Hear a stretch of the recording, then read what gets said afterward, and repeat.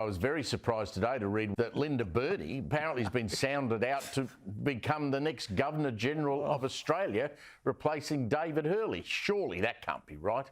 It is importing Trump-style politics to Australia.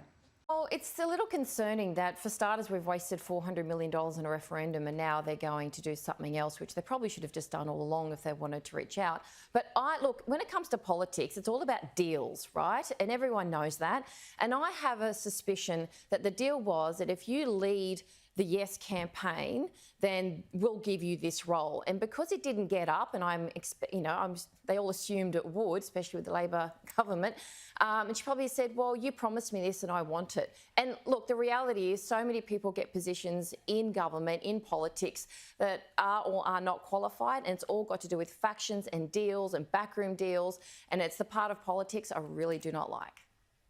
Now, look, if the Voice referendum was a massive lapse of prime ministerial judgment, making Linda Burney Governor-General, as is reported today, well, that'd make a whole lot, so much worse. I mean, talk about going from the frying pan to the fire.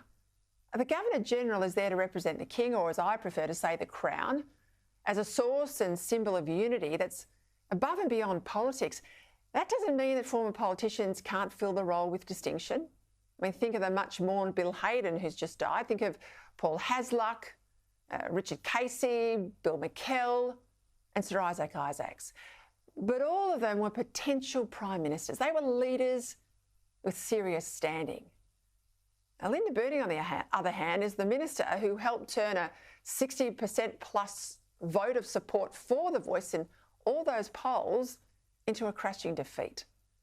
Now, she subscribes to the full catastrophe Voice treaty truth the Australian people have now comprehensively rejected. Giving her the greatest position of honour we have, making her effectively our head of state, well, that'd be a slap in the face to the big majority of Australians who decisively rejected her advocacy. Now, I can understand being there in a political office. I can understand the PM's interest in reshuffling her out of the front bench, given she's such a poor performer. But seriously, kicking her upstairs is not the way to do it. Absolutely not the way to do it. Now, I could also understand the PM thinking, an Indigenous Governor-General, that might be a way to bring the country together, and don't Labor love their symbolism? But I don't agree with this. If you wanted an Indigenous leader, someone in that job to bring the country together, the Prime Minister should think about Warren Mundine. He's shown he's much more capable than Linda Burney of bringing the country together, much more on the nation's wavelength. He's no less proud of his Australian heritage as his Aboriginal one.